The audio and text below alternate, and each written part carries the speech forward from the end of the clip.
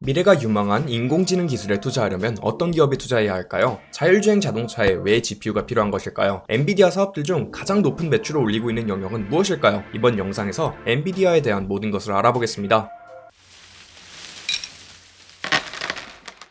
엔비디아는 GPU를 처음으로 만든 기업입니다. GPU는 2D인 모니터를 입체감 있게 만들어주는 역할을 하는 프로세서이죠. 당연하게 게임과 그래픽 시장처럼 그래픽 모델링 및 렌더링이 들어가는 모든 업종에서 애용이 되고 있습니다. 자동차 디자인을 예로 들어보겠습니다. 과거에는 자동차를 디자인하여 모델로 만들어 확인할 때 찰흙으로 만들거나 나무나 석고를 조각하여 만들어야 했었습니다. 하지만 지금은 그래픽 장치들의 발전으로 컴퓨터로 모델을 만들어서 자신이 디자인한 차량이 3D로 어떻게 생겼는지 쉽게 확인할 수 있죠. GPU가 충분히 발전되기 전에는 현실감 및 입체감이 떨어져 실용성이 없었으나 지금은 2D 스크린에서도 3D 물체처럼 렌더링이 되기 때문에 정말 다양한 업종에서 사용이 되고 있습니다. 당연히 GPU 이야기가 나올 때마다 따라오는 CPU와 차이점도 알아봐야겠죠. AMD에 대하여 소개시켜드리면서 살짝 설명드렸었습니다. 간단하게 CPU는 어려운 문제를 몇 개 정도 풀 수 있는 계산기이며 GPU는 쉬운 문제를 한 번에 많이 풀 수 있는 계산기입니다. 따라서 그래픽과 같이 작고 간단한 디테일들을 동시에 빠르게 처리하려면 GPU가 가장 잘 어울리는 것이죠. 근데 그래픽 작업처럼 작고 단순한 계산들을 한 번에 많이 처리해야 하는 분야가 또 있습니다. 바로 AI이죠. 흔히 인공지능이라고 알려졌으나 사실 발생할 수 있는 경우의 수를 현명하게 또는 전부 계산해보아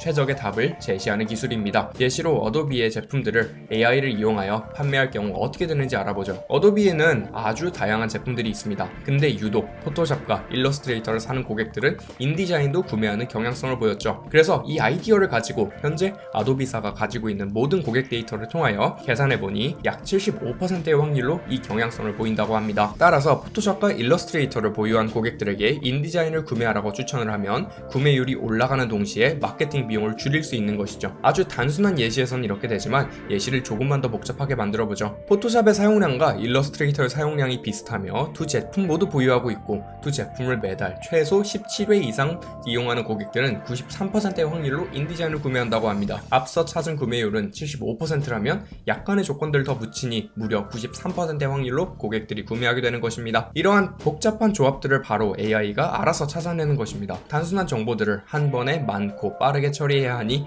AI 분야 역시 GPU를 사용하는 것이 적합하겠죠. 그리고 현재 GPU의 최강자가 바로 엔비디아입니다. 근데 AI에 사용되는 부품들은 PC처럼 개인들이 사는 것이 아닌 기업이 사고 컴퓨팅 파워를 빌려주는 형태로 이용이 됩니다. 더불어 대부분의 AI 기술들은 기업이 이용하죠. 따라서 서버 시장이랑 경쟁을 해야 된다는 뜻인데 인텔사의 제품들이 사실상 서버 시장은 꽉 잡고 있습니다. 엔비디아는 점유율을 뺏는 입장인 것이죠. 엔비디아는 크게 4가지 사업을 운영하고 있습니다. 먼저 매출의 50%를 차지하고 있는 게이밍 부분입니다. 게임을 하는데 필요한 고성능 GPU를 판매하고 있죠. 두 번째로 Professional Visualization, 전문가용 시각화 제품을 제공하고 있습니다. 자동차 모델링, 미디어 제작, 건축, 의학, 탐사 등에 사용되는 고사양 이미징 기술들을 사용할 수 있게 해주죠. 더불어 VR 기술이 첨가되면 수술이나 실습과 같은 부분들을 대체할 수 있을 것이라 보고 있습니다. 세 번째로 자율주행 사업입니다. 카메라를 통하여 이미지를 받으면 자동차가 순간적으로 판단해야 하기에 고성능 GPU를 요구하게 됩니다. 현재로서 운전하는데 보조 역할 또는 고속도로에서만 한시적으로 사용할 수 있는 자율주행 기능을 제공하고 있다 해요. 미래에 100% 자율주행이 시행될 것이라 예측하고 운영이 되고 있는 사업 영역입니다. 마지막으로 가장 빠르게 성장하고 있는 데이터 센터입니다. 인텔사의 CPU 기반 서버와 달리 엔비디아는 GPU를 기반으로 만들고 있습니다. 일반적인 용도로는 작은 GPU가 이미 내장되어 있는 CPU가 효율적이지만 AI 또는 고성능 컴퓨팅 파워를 요구하는 작업에는 GPU가 효율적이라는 견해가 있습니다. 엔비디아 매출의 25%를 담당하고 있는 영역입니다. 이제 수치들을 한번 살펴보죠. 전체적인 매출은 상승세이며 순수익도 상승하고 있습니다. 2019년도에 매출과 순수익 둘 다 살짝 하락했으나 아직 염려를 해야 할 시기는 아니라고 판단됩니다. 배당은 주당 0.64달러로 수익률은 약 0.18%입니다. 고성장을 위하여 배당보다는 연구 개발비에 투자를 하고 있죠. 나머지 전통적인 수치들도 준수하며 투자를 결정할 때 영향을 미칠 만한 부분은 없는 것 같습니다. 다만 엔비디아의 데이터 센터 부분과 자율주행 부분을 더 많은 분들이 신경 써서 보고 있죠. 사실 자율주행 부분은 아직 상업화가 된 기업이라든지 비교를 할 수 있는 매트릭이 존재하지 않아 분석을 하기에는 까다롭습니다. 하지만 엄밀한 비교 대상은 아니지만 데이터 센터 부분은 인텔과 어느 정도 비교를 해볼 수 있습니다. 인텔과 시가총액, 매출, 순수익을 각각 비교해보면 이와 같습니다. 현재 시가총액은 인텔을 빠르게 쫓아가고 있으나 매출은 7분의 1 정도, 순수익은 10분의 1 정도로 정도로 시가총액 대비 많이 부족하죠. 엔비디아의 주가는 순수익 대비 약 60배가 넘게 거래되고 있습니다. 결론적으로 엄청나게 고평가되어 있다는 뜻이죠. 하지만 미래가 유망한 것은 사실이며 매출이 꾸준하게 증가해왔다는 점 역시 명백합니다. 매출보다 주가가 먼저 올라가 있는 넷플릭스와 같은 성장주들도 분명 존재하죠. 구독자 여러분들은 엔비디아의 미래에 대하여 어떻게 생각하시나요? 댓글로 구독자님들의 의견을 남겨주세요.